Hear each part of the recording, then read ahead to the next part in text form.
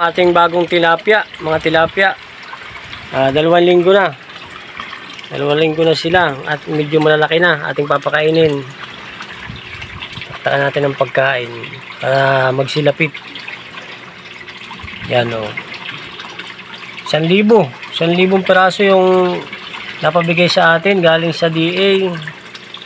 At walang tigpa 500 lamang.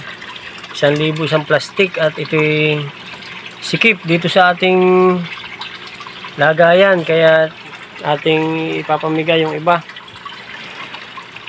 para hindi sila magsiksikan dahil maliit lang itong ating lagayan. Yan o, maliit lang, mga 500 lang siguro ang tamang-tama dito. 400 o hanggang 500. Susubukan natin ng 500 kung ayos ang kanilang paglaki. Yan natin papakainin. Magagana silang kumain.